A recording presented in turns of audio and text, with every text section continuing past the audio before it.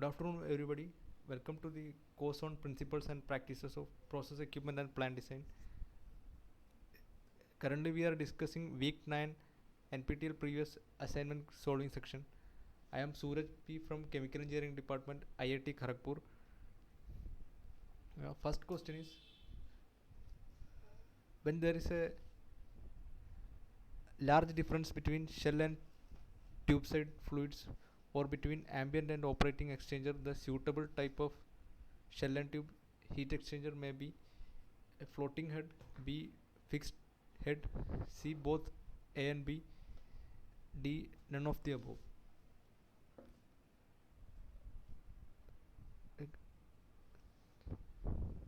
Can you tell the answer for this? Like Floating head. floating head, okay. Like why floating head is preferred over fixed head? Uh, due to due to the large temperature between these two fluids, the metal of tubes will expand. Oh, So the floating head is necessary to take. okay, okay. Actually, only one end of the tube in a floating head is fixed, other end is free. So this allows the differential rate of expansion between the shell and this tubes. So floating head is preferred when there is a large difference between temperature of ambient and working fluid temperature. Then, then this is the common floating head heat exchanger. Commonly, the cold fluid is passed to the tube side by convention, and hot fluid is passed to the shell side. Like this is the pass partition plate. Uh, like and here the floating head is only firmly attached to this end is only firmly attached to the tube sheet, not completely. So it can it will be floating in the shell side fluid in this end. So if there is a expansion in this side uh, due to due to thermal expansion in this side, then it can be compensated with the expansion of the shell side.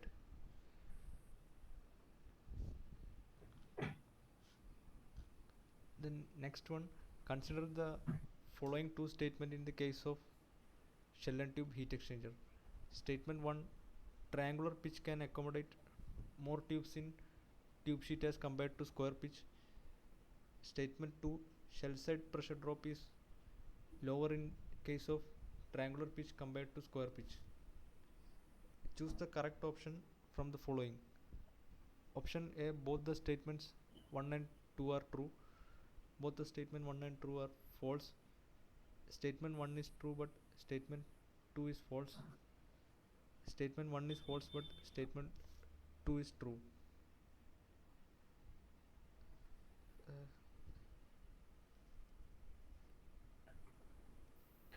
Uh, Option C, sir. Statement one is. Statement, oh yes, statement 1 is true. Actually, the pitch is the distance between. Can you tell what is mean by pitch? Pitch in a heat exchanger, tube pitch. The distance between tubes. Yes, distance between center to center, distance between the tubes.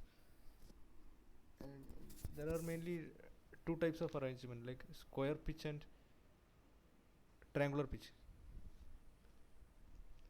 Actually, the triangular pitch can accommodate more number of tubes, but the triangular pitch have high pressure drop,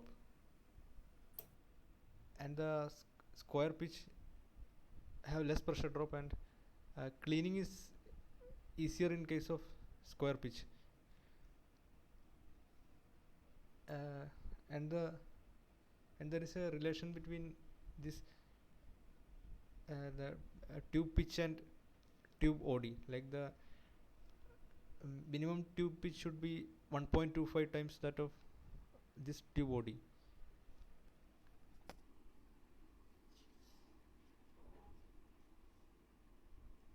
Then also the heat transfer coefficient in the shell side of at triangular pitch is greater than that of square pitch. So the square pitch have lowest shell side heat transfer coefficient, but square pitch also have the lowest pressure drop, and cleaning is more easier in square pitch,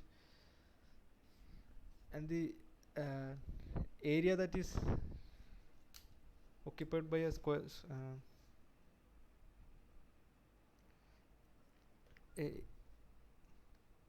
can you see the pen here? Hello? Yes, sir. Yes, sir. Area occupied by this square pitch is given by pt square. This area is equal to pt square. So we can see that this is quarter of the tube, so 1/4 of the tube. So for occupying one tube we need pt square area, and here for the case of triangular pitch the area is √3/4 pt square. This is equilateral area, equilateral triangle area. So and here we can see this only half of the this half of the tube. When we add this area plus this area plus this area, it will be corresponding to half. So half of the tube is only present in this much area, √3/4 pt square.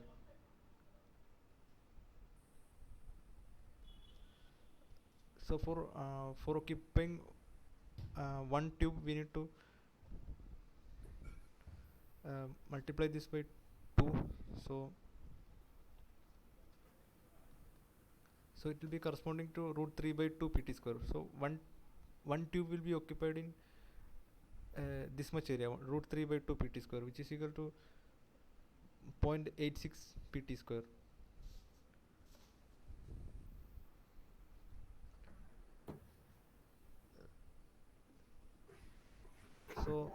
So when we compare the square pitch and triangular pitch for same pitch length, which is pt, the area required for this one is more, and the area required for triangular pitch is less, so more number of tube can be occupied in triangular pitch.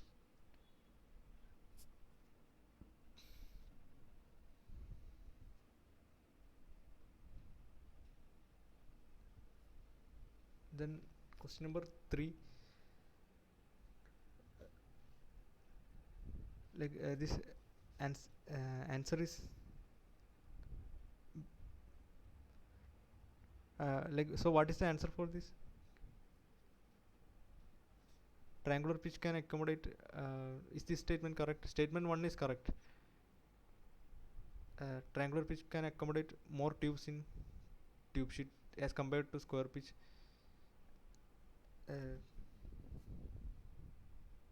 But statement 2 is false. The shell side pressure drop in square pitch is lower than triangular pitch. So statement 2 is false and 1 is true. So option will be C. Option C. This one you got now. How? So for a square pitch of each tube is contained in area of pt square. So one tube is in a square pitch is occupied in pt square area, and one tube in a triangular pitch is occupied in 0.866 pt square. So more number of tube will be occupied in triangular pitch as compared to square pitch, which with same pitch length pt, and the relation between pitch and tube body is uh, pitch pt equal to one minimum of 1.25 times diameter of the tube do. It can go up to 1.5 do. This do is the diameter of the tube.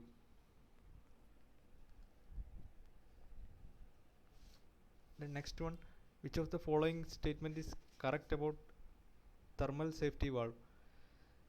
A thermal safety valve is a special type of valve which has a temperature sensor to measure fluid temperature.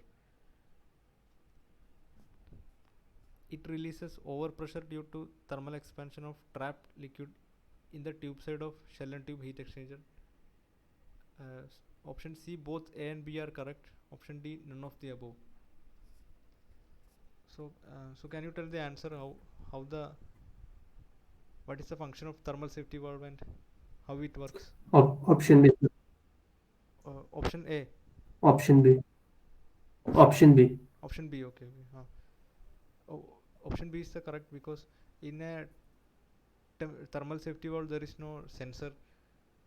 Only the pressure that is raised by the expansion of the liquid will be released with the help of a thermal safety valve.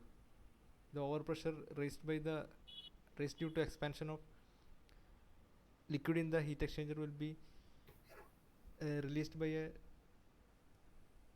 safety valve, like pressure safety valve. Like it is similar to pressure safety valve.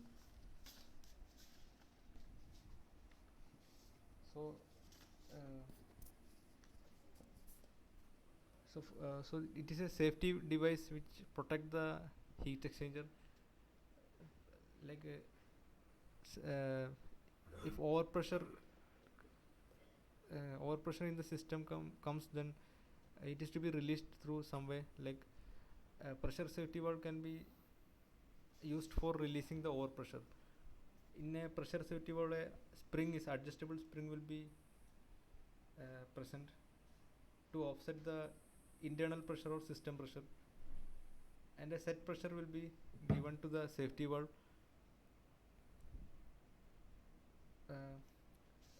At the set pressure, the relief valve will operate. So if the internal pressure is exceed the set pressure, then the valve will open. And there are mainly three types of relief valve. One is called safety valve, other is called relief valve, and third one is rupture disc. Like a safety valve opens when the pressure inside the system is just that of the set pressure, that is spring loaded pressure. Like after the safe pressure is reached in the system, it will be closing again. But a rupture disc is a thin membrane, like it fails after a critical pressure, that it will be ruptured after the set pressure is reached. Like and it is a one-time usage only. Like and the membrane should be replaced after the rupture take place.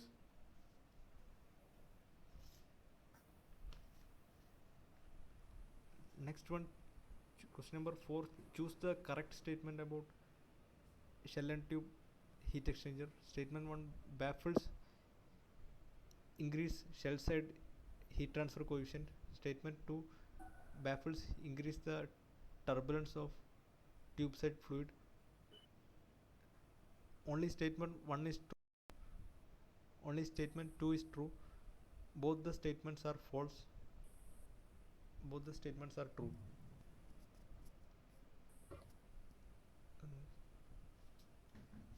Both the statements are true. Option D.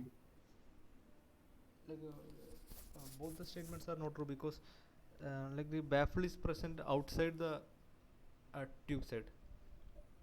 Like it is not present inside the tube side. So statement 2, if you see, like it is written baffle increase the turbulence of tube side fluid.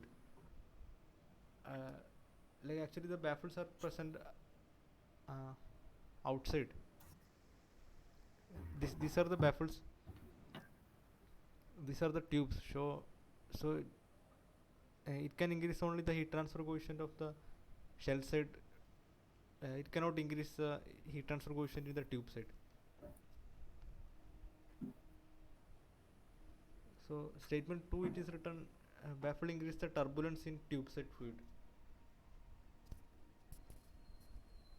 So 2 is false actually.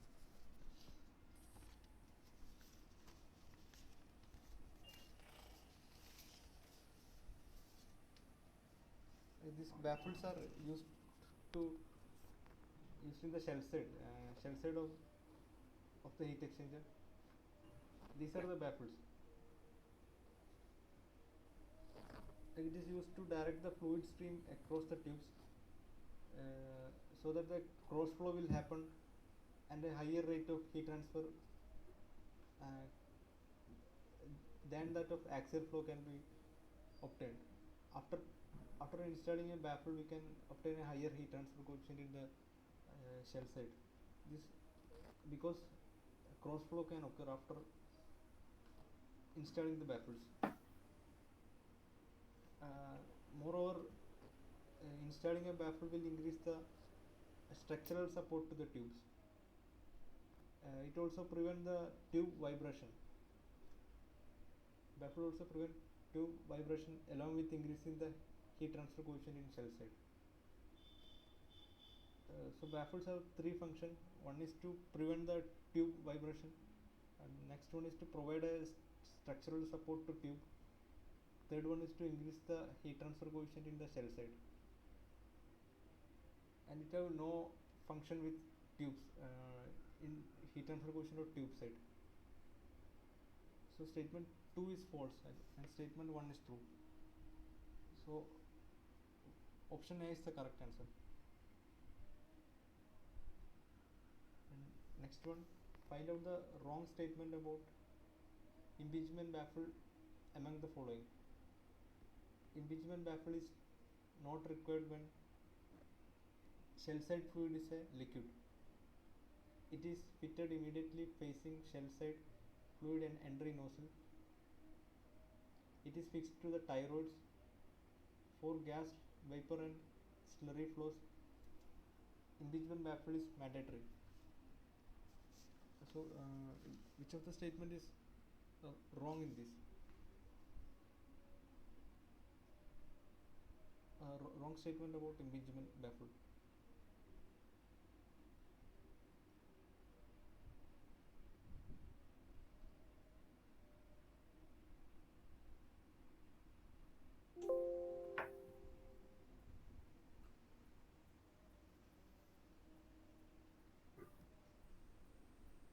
Sorry, sir, I don't know. Hello? Sorry, sir. Actually the statement 1 is wrong because like this impingement baffle is just kept facing the shell side nozzle. This is the impingement baffle. Like it is placed in the this is the entry nozzle where the shell side fluid enters. So to prevent erosion of the tubes, we need to keep a baffle like this. Otherwise, due to high kinetic energy of the fluid in the shell side, the tubes might be eroded. And it is faced at the entry nozzle, and it is fixed with the tie rods, and it should be used for application of gases, also for liquids, vapor and slurry. So for all these cases we need to use an impingement baffle to prevent the erosion. So option A is a wrong statement. It should be used for liquid fluids also.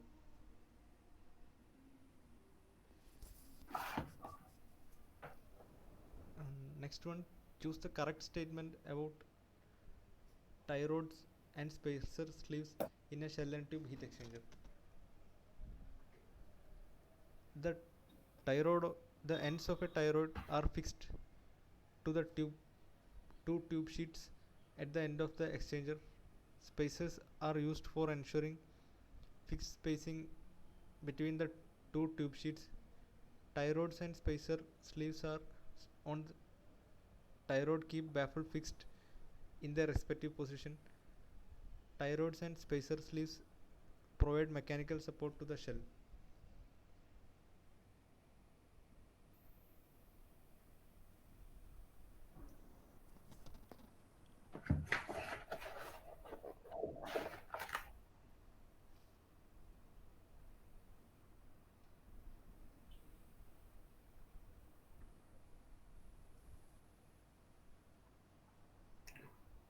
Option B, sir.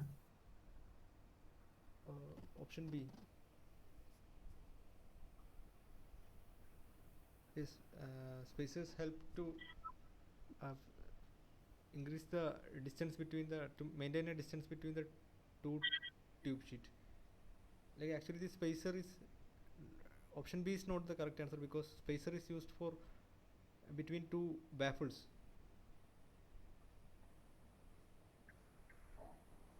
This is spacer between two baffles. Here they have written between two tube sheet.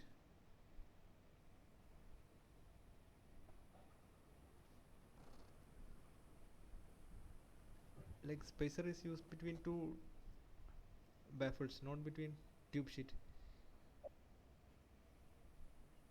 Actually, this is the correct answer. Tie rods and spacer are used to keep the baffles in a respective position.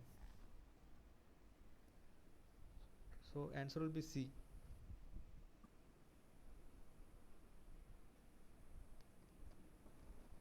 Then next one, question number 7. A necessary and sufficient condition for heat exchanger network design are option A, the difference between the heat available in the hot streams and heat required for cold stream is the net amount of heat that must be removed or supplied by utilities. Option B, in reality a minimum temperature difference delta T min between the heat exchanging stream is necessary to ensure practical size of exchanger. Option C, both A and B are correct. Option D, none of the above.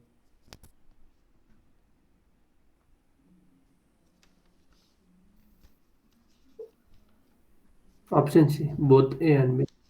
Yes, option C, both A and actually the heat exchanger network is there are some terms in heat exchanger network like source of heat, sink of heat. The source of heat for hot stream it is called source of heat. Hot streams are sources of heat and cold streams are absorbers of heat, like sink of heat. And the two more terms are like supply temperature and target temperature. Supply temperature is the initial temperature of the fluid, and target temperature is the final temperature of the fluid. And there is one more term called shifted temperature, shifted supply and shifted target temperature. Like it is obtained by addition or subtraction of this delta T min by 2. So shifted target temperature will be initial target temperature plus delta T by 2, delta T min by 2. And we need to draw a graph between temperature and enthalpy of the both hot stream and cold stream, and we need to minimize the distance between the hot stream and the cold stream fluid to obtain a minimum distance, and this minimum distance in the y-axis correspond to delta T min. And this point is called the pinch point, and the heat transfer from above the pinch point to below the pinch point is possible, but from below to above it's not possible. Like the pinch point can be obtained from that pinch point analysis by finding all the temperature, shifted supply and shifted target temperature,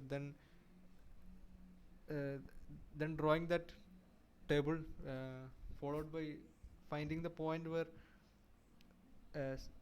where the heat is zero, uh, where we obtain the heat value as zero. It is called as the pinch point, and the pinch point location we can find from that.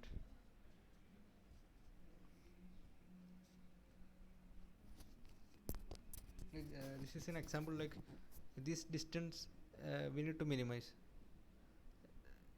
Like we can move it closer and closer, and uh, minimum possible distance is this one, delta T min. Like we need to draw a temperature versus enthalpy curve for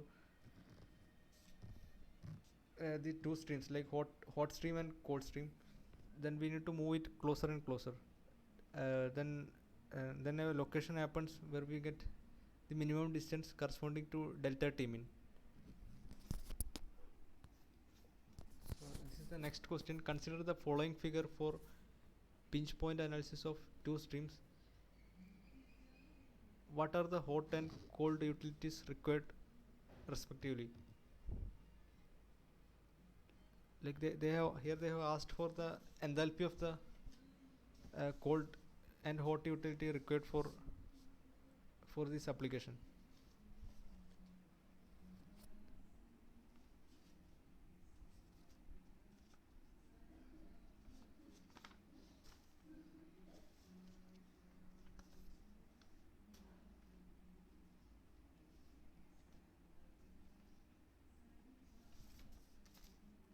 Like for cold utility we need to subtract these two, like bottom point cold utility enthalpy required is will be 20 minus 10, and hot utility enthalpy required will be 120 minus 95. This will be 25, and for hot utility it will be 25, and for cold utility it will be 10. So option will be option D.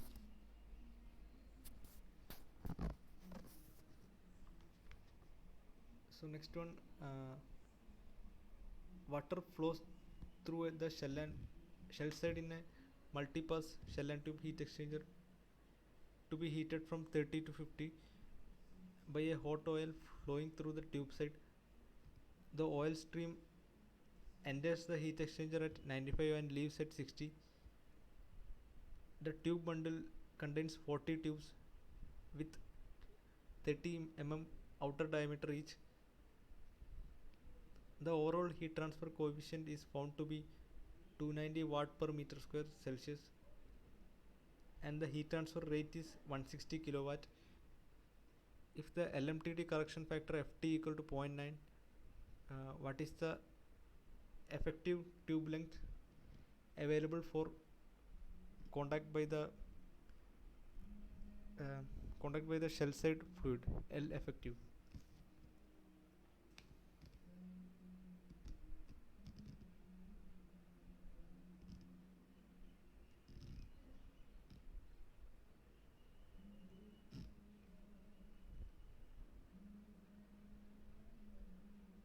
Can you see the whiteboard that is here? Yes, sir.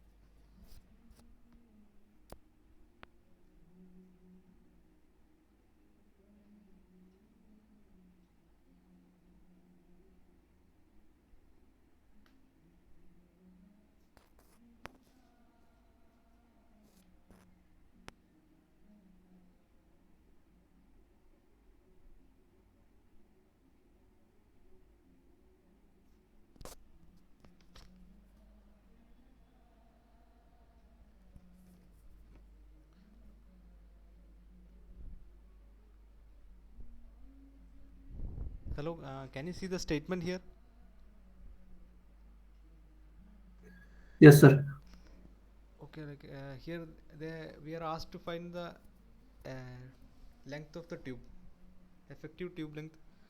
Uh, so there are two cases, like for fixed tube and for floating at the effective tube length will be different.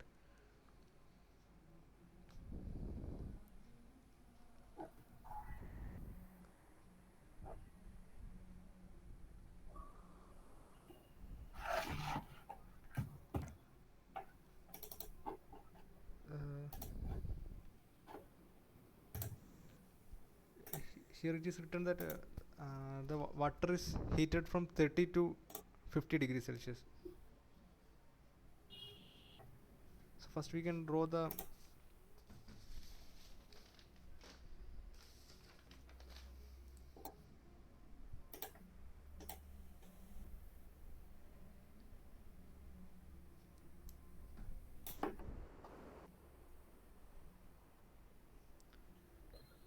like this is the stream of water which is heated from 30 Celsius to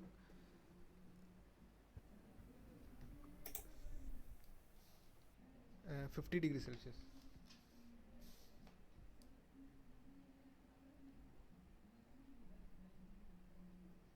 And this is the stream of oil which is passing through the tube side, and it is entering at 95 Celsius and it is leaving at 60 degrees Celsius. And the number of tubes in the tube bundle is given as 40, nt equal to 40, and the outer diameter of the tube, that is OD is given as 30 mm, or which we can convert it to meter as 0.03 meter, and the overall heat transfer coefficient U is given as 290 watt per meter square Celsius.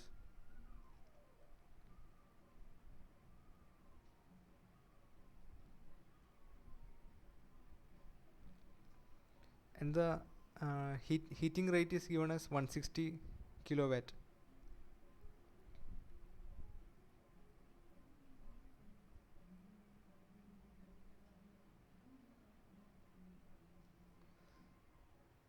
The LMTD correction factor is given as 0.9.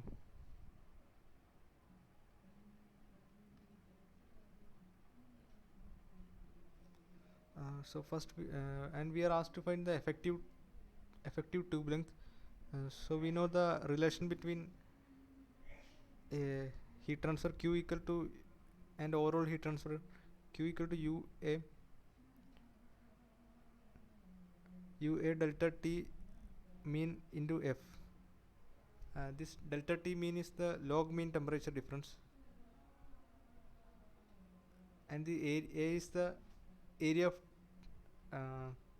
tube bundle, area of heat transfer. Like it includes the tubes tube bundle. So A is given by pi into d0 into length of the tube. So this is the area of a single tube. This is the area of single tube.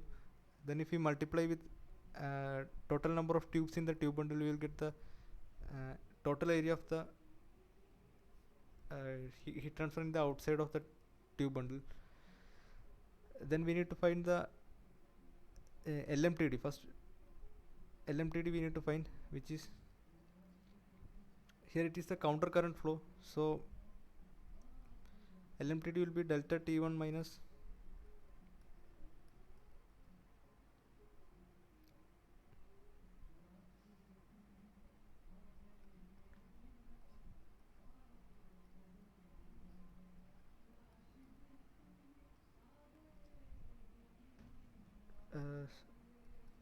and like this. Here the delta T1 is 45. Here it is coming as 30. Delta T2 is coming as 30. So can you solve this and tell what is the log mean temperature that you got?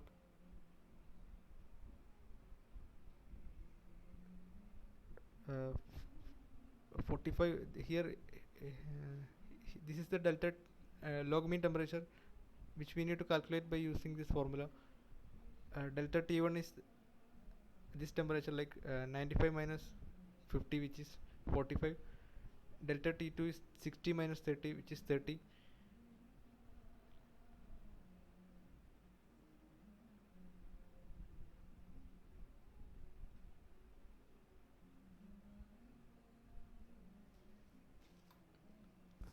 Hello. Yes, sir. Like Delta T uh, LMTD is 30 37. 37.03. Okay, LMTD is 37.03 degrees Celsius. Then uh, next we need to find the effective length.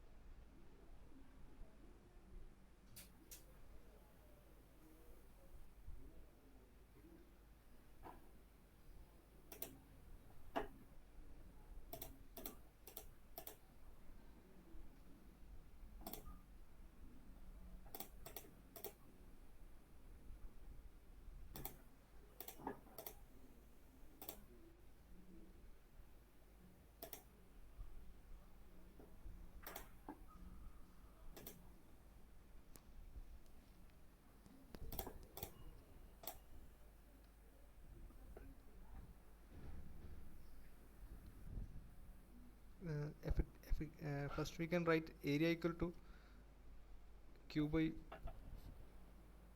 u into delta T m into f. Also area, we know that area is equal to pi into d0 into L effective into number of tubes. So we'll be getting L effective as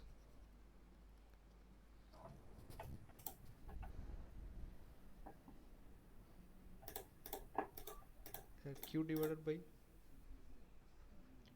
u into delta T mean f into pi d0 into nt.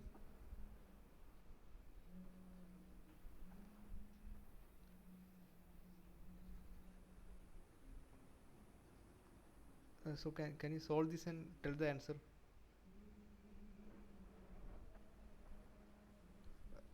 What is the length of the tube?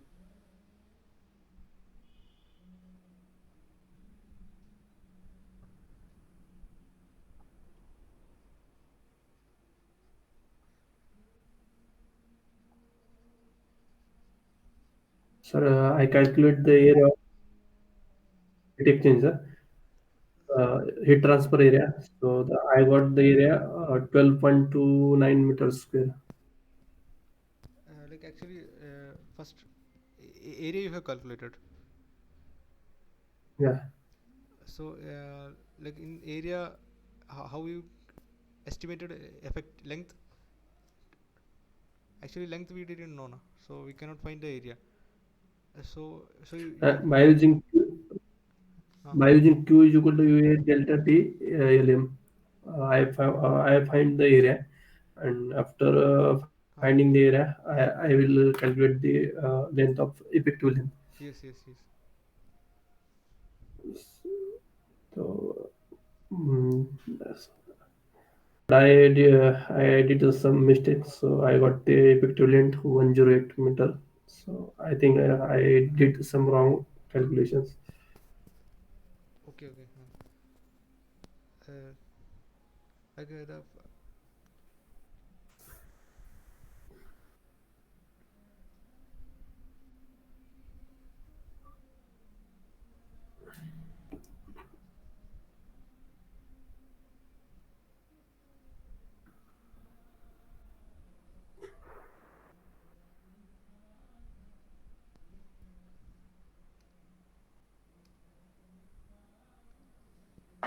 the first we need to find the log mean temperature delta T min, and we got it as 37 degrees Celsius.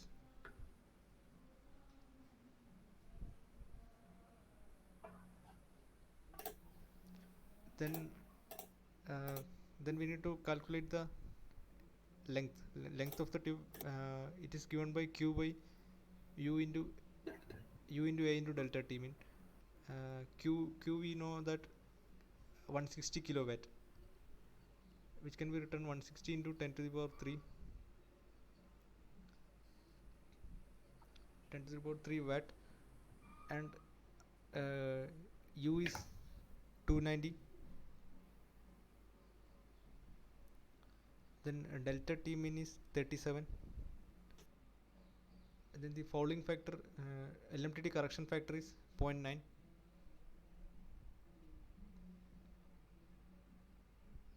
into pi into outer diameter of the tube, 30 mm or 0.03 meter, into number of tube, that is 40. So can you calculate this value and tell the answer? All the value we have substituted, all the values are given except length of the tube.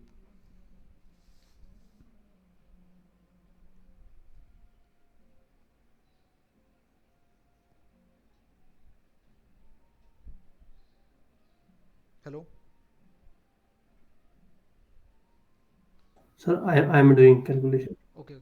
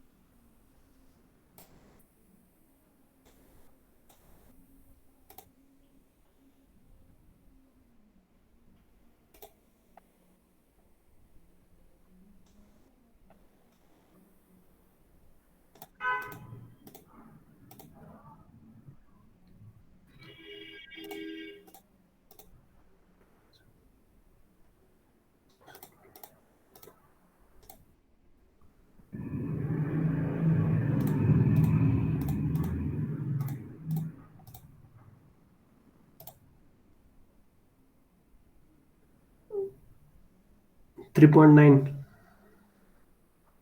3.9. Yes, sir. Actually, I am getting 4.4.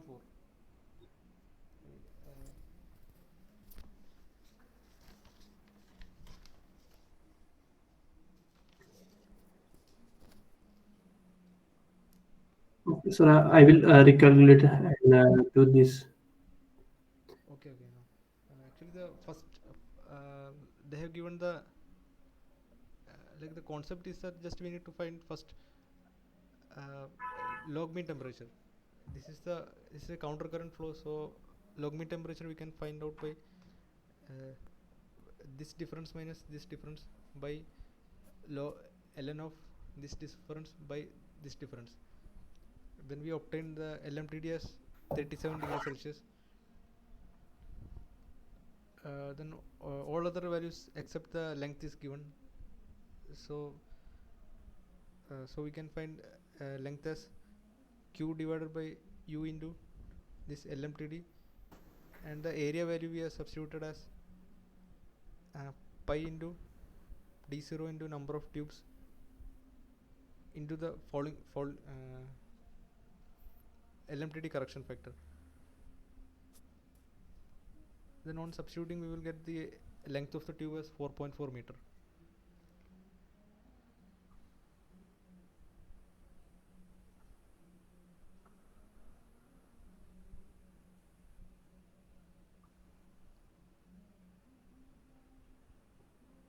So the next question is, a single pass shell and tube heat exchanger design needs 50 tubes,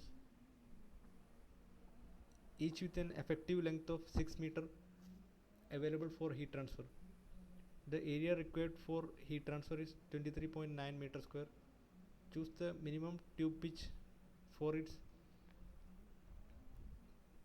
tube sheet for from the following values.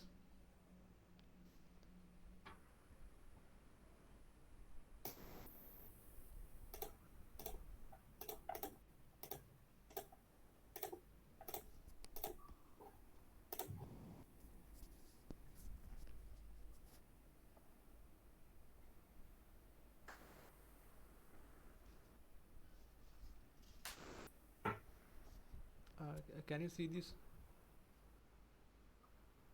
Hello. Uh, Yes, sir. uh, Yes, sir. Here we are asked to find the pitch, tube pitch.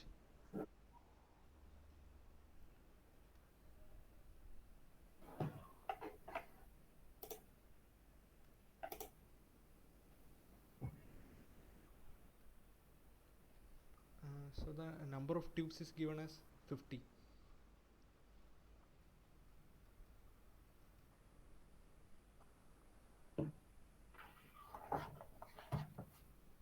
Then the effective tube length is 6 meter.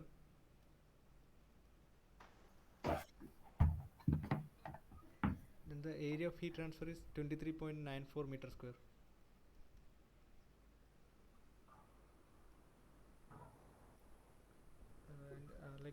From the previous problem, we know that the area of heat transfer is calculated by pi into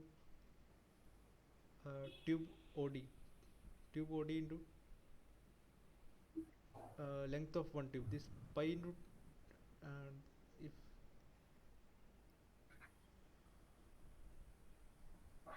let us consider this one as the tube in the shell and tube heat exchanger with an OD DO given by, this is the tube outer diameter, and this is the length given by L effective. So this will be the total external surface area. This will be the perimeter multiplied by this length. We will get the total external surface area, which is the area of heat transfer. This is for a single tube. Actually here there are 50 tubes, so we need to multiply it by 50, that is NT.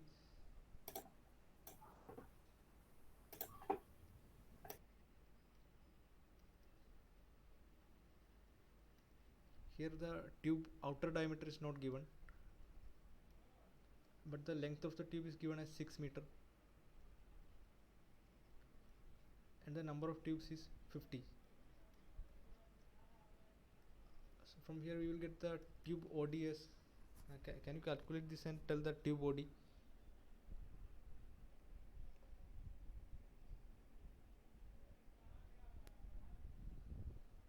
Hello.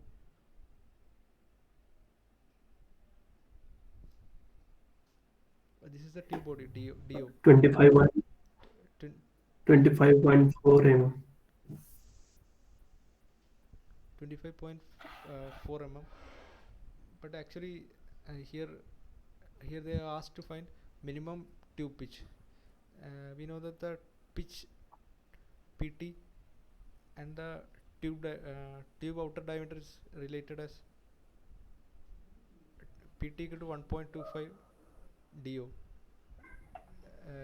So a minimum pitch of 1.25 DO should be given.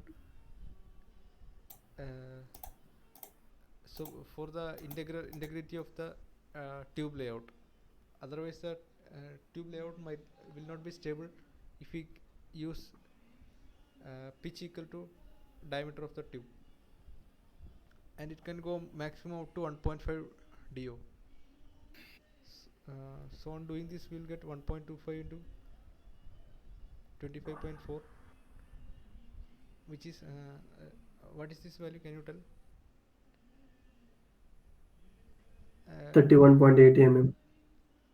31.8 mm. So So we need to remember that this is the minimum pitch of 1.25 times uh, tube body should be given for the integrity of the tube layout. Also, the effective tube length in case of fixed tube sheet and floating head tube sheet are different.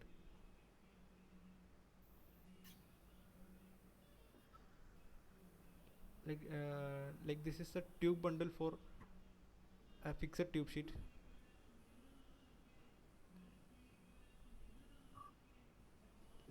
This is the tube sheet.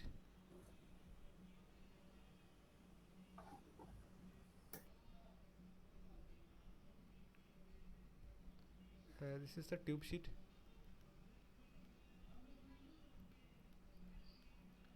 Like let the tube sheet thickness be T. Here we have two tube sheets. This is the case of fixed tube sheet heat exchanger.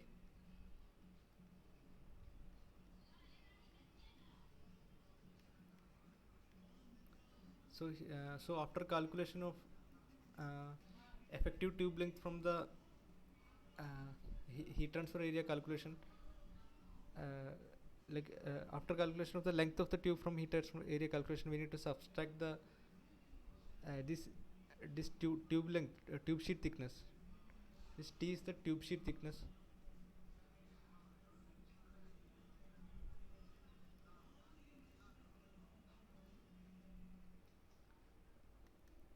Uh,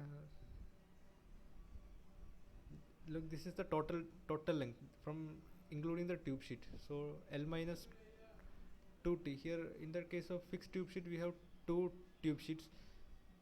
So the effective length will be L minus 2T.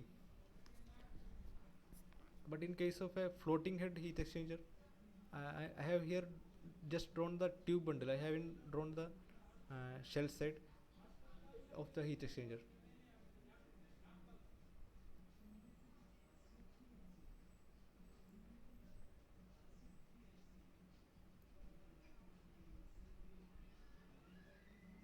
This is the U-tube heat exchanger.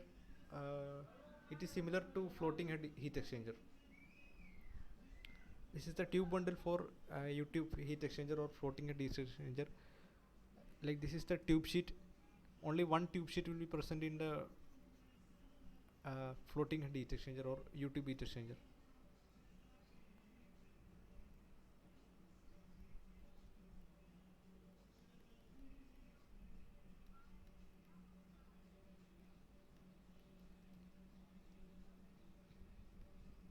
So in this case, the effective tube length will be L minus T. Only this one will be there. Only one tube sheet thickness will be there. L minus T minus 50. This is from the code. Design code. We need to subtract some 50 mm, and all these are in millimeter. All these values are in millimeter. So from this total length that we obtained, we need to subtract the tube sheet thickness T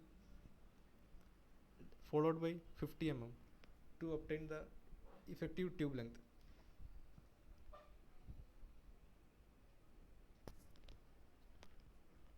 But here they haven't mentioned anything about type of the exchanger. Only we are asked to find the tube pitch.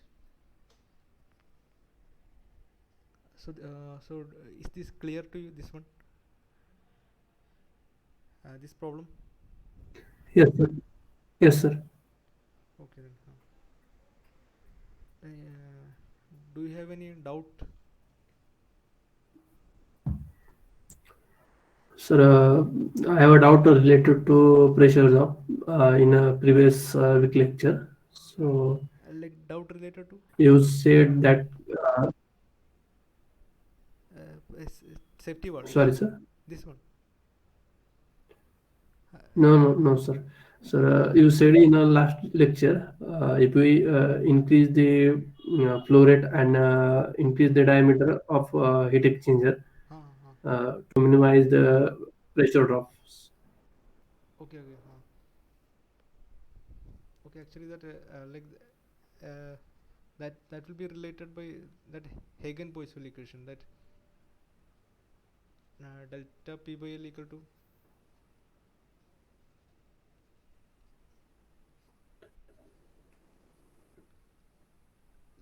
last time they have told increase in this value, like increase in velocity.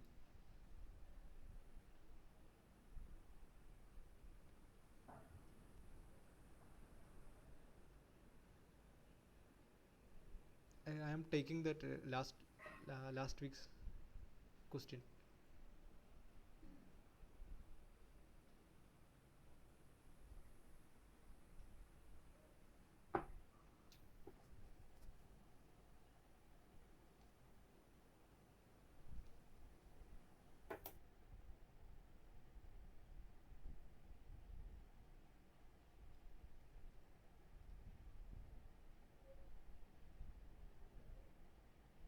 This one, place the this one.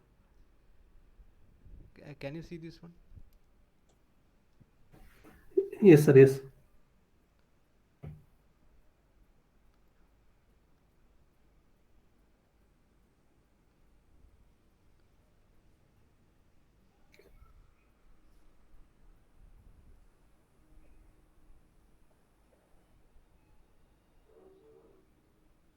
Uh, like this one, apply question option C3. This one, um, Yes, sir. like it will be related by uh,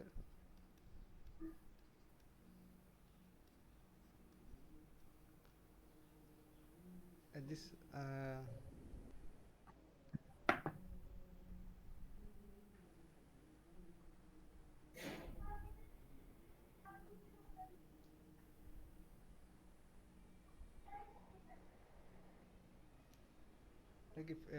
Like if we place the fluid with higher flow rate, higher volumetric flow rate is area into velocity, on the side with higher cross section areas. Like higher volumetric flow rate means this value will be increased, but the higher cross section area, this, uh, higher cross section area means it is proportional to d square. So this value will increase, and the dependency of this d square is more than that of velocity. So overall this delta p will decrease because it is inversely proportional. Delta p is inversely proportional to area, inversely proportional to d square, which is proportional to area. Then delta p is directly proportional to velocity. So the dependency of the area is uh, more than that of velocity. So we can decrease the pressure drop by providing the high flow rate fluid in the high cross sectional area side.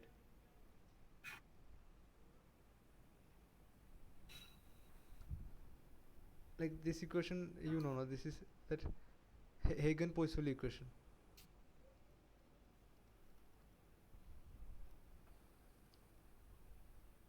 So by applying this, we can tell that we can decrease the pressure drop by increasing the by providing the fluid at high flow rate in the high cross sectional area side.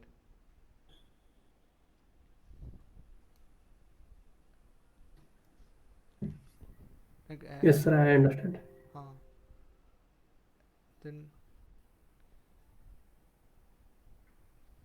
then regarding this, do you have any doubt? No, sir. Okay, then okay. Thank you for listening. Well, thank you, sir.